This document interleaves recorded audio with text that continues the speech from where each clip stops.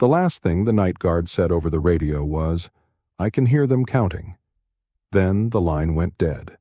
That's how the investigation began again inside the long-shuttered Graybridge facility, a government-run complex that once held the unwanted and unclaimed, the mentally ill, the terminally sick, the incarcerated, the undocumented, the people who slipped through the cracks so easily they could be written off with a stamp. Officially, Graybridge closed 20 years ago due to structural concerns. Unofficially, it closed because the death count hit a number no one could hide anymore, 300. Not in one disaster, not a fire or a riot. It was slower than that: paperwork deaths, midnight deaths, deaths that were explained too quickly and forgotten even faster. Now, after 3 separate break-ins and 1 missing guard, the city hired Mara Kline, a private investigator known for reopening cases nobody wanted reopened. She'd spent years chasing human cruelty dressed as procedure. This job sounded the same, until she stepped inside. The first thing she noticed was the cold. Not the normal kind, the kind that sat deep in the bones, like the building was holding on to winter and refusing to let it leave. The second thing was the smell, old disinfectant layered over damp concrete, like someone had tried to scrub history clean and only made it sharper. And the third thing was the sound. A faint murmur in the distance, barely there, like a crowded room behind a wall, not loud enough to understand, just loud enough to make the brain fill in the gaps. Mara moved through the entry hall with her flashlight cutting clean lines through the darkness. The beam caught flaking paint, rusted gurney tracks embedded into the floor, and a cracked directory sign listing wings that didn't match any modern map. Wing D intake, Wing E observation, Wing F records. The strangest part? Half the A. A whisper leaked through the speaker. Not words at first, just breath and static.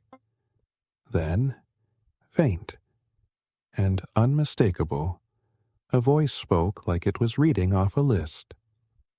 Ramos, Evelyn. Ramos, Mufus. J. Linton.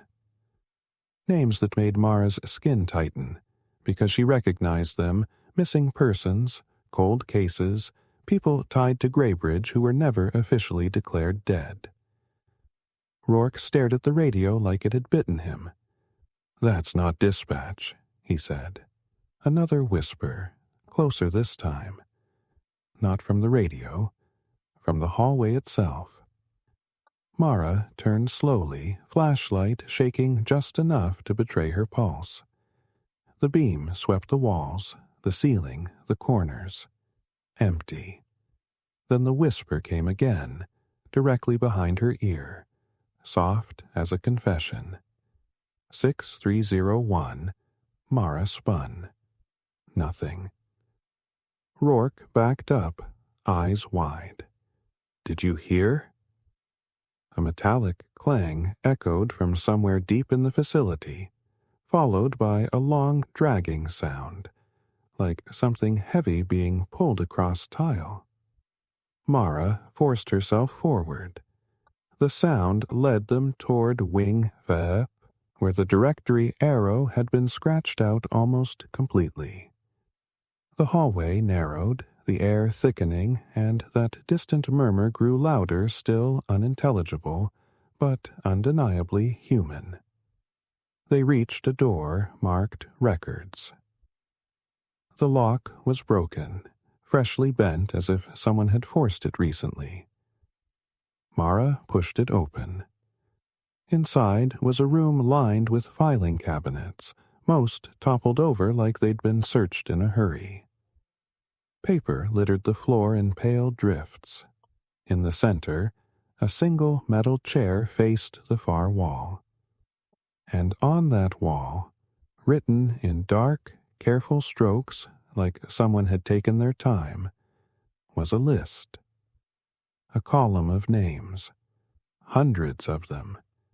And at the bottom, in a different handwriting sharper, newer, was a number circled hard enough to tear the paint. Beneath it, one final line had been added, 3-1. Daniel Rourke.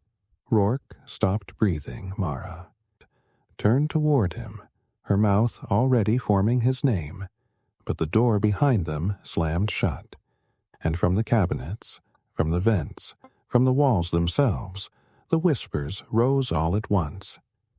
Thousands of voices overlapping in a hush that felt like hands closing around the room. Then, in the chaos of sound, one voice cut through perfectly clear. The whispers didn't stop when the door slammed. They settled, like a crowd finally seated. Mara's ears rang as the sound softened into overlapping murmurs. Thousands of voices layered so tightly they became almost musicalo, rhythmic, patient. The room felt smaller now, not because the walls had moved, but because the air itself seemed heavier, compressed by memory. Rourke staggered back from the wall, staring at his name as if it might vanish if he blinked hard enough. "This isn't real," he whispered. "This is some kind of trick." Mara grabbed his sleeve. "Look." "At me," she said firmly. "You're alive. Names can be written. That doesn't make them true." Even as she said it, doubt crawled under her skin, because the handwriting beneath the list was fresh. Too fresh. The radio on Rourke's shoulder clicked on by itself. A woman's voice came through, calm and procedural. Record updated. Then silence. The whispers shifted again, flowing like water down a drain, drawing their attention toward the back of the records room. A section of shelving stood slightly apart from the rest, its shadow deeper, thicker. Mara pushed against it. The shelf rolled aside with a shriek of metal. Behind it was a narrow corridor that didn't exist on any blueprint Mara had seen. Concrete walls, unfinished. No signage. No lights. Just darkness that seemed to lean forward to meet them. Rourke shook his head. "That's not on the map." "That's the point," Mara said. They moved through the passage, footsteps echoing too loudly. The whispers followed, but now they were clearer. Individual voices surfaced, each one saying a name, sometimes gently, sometimes with bitterness, sometimes with relief. Mara recognized patterns. The names were grouped. Dates followed them, etched into the wall in faint scratches. Admission dates, discharge dates that all ended the same way. Transferred. Reclassified. Close. D. File. Administrative language. Clean. Bloodless. This place didn't kill them, Mara said quietly. It erased them. They reached a large chamber where the ceiling rose higher than the rest of the building allowed. Rows of metal lockers lined the walls, each one numbered. Many stood open, empty. Some still held personal items. A shoe, a folded letter, a child's drawing yellowed with age. In the center of the room was a long table covered in ledgers. Mara flipped one open. Every page was a life reduced to checkboxes, behavioral notes, compliance ratings, risk assessments, and, in the margins, handwritten marks tallies. Every time someone vanished, Rourke said slowly, "They counted it." Mara nodded. Not deaths. Removals. The whispers surged. Louder now. Almost urgent. The lights flickered to life overhead, bathing the chamber in harsh blue-white fluorescence. For a moment, Mara saw movement at the edge of her vision shapes where people should be, standing between the lockers, watching. When she looked directly, they were gone. Rourke's breathing grew shallow. "Mara, I worked intake years ago. Not here. Somewhere like this. He swallowed. Sometimes files came down stamped and sealed. We weren't allowed to ask questions. The room reacted. Lockers slammed shut in sequence, one after another, a rolling thunder of metal. The whispers sharpened, angry now. Mara felt it then, the truth pressing in. Graybridge wasn't haunted by victims. It was maintained by the system that buried them. The building wasn't remembering the dead. It was continuing the process. Rourke's radio crackled again. This time the voice used his own tone, perfectly mimicked. "Officer Rourke," it said, "please proceed to final review."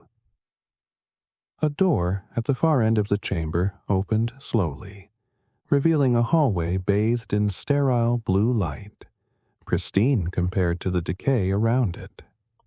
Above the doorway, a digital counter flickered to life. 300, the number blinked, then began to change. 299, $6.28, counting backward. Mara grabbed Rourke's arm as the whispers unified into a single phrase, spoken by thousands of voices at once, calm and inevitable. Someone has to balance the record. And the counter froze at 601. The blue-lit hallway beyond the open door hummed softly, clean and untouched by time, like it had been waiting. The whispers faded into a low, collective breath. Thousands of voices holding still at once. Rourke stepped back. "It's choosing," he said, his voice barely his own. "No," Mara replied, though her certainty was cracking. "It's following procedure." The hallway lights pulsed once, then steadied. On the wall beside the entrance, a plaque caught Mara's eye, polished steel, recently cleaned. Final Review Wing. Unauthorized personnel will be processed. Rourke laughed weakly. "Processed," he repeated. "That's what they called it." The door behind them slammed shut again, sealing the records chamber. The lockers rattled violently, metal screaming as if something inside them wanted out. The whispers returned, louder now, no longer angry expectant. Mara stepped into the hallway before Rourke could stop her. Instantly, the noise dropped away. The air felt lighter here, almost peaceful. Too peaceful. The walls were smooth, unmarked, lined with identical doors spaced perfectly apart. Each door had a nameplate. Mara walked past them, reading. Some names were scratched. Some had dates. Some were blank. At the far end stood a glass-walled room.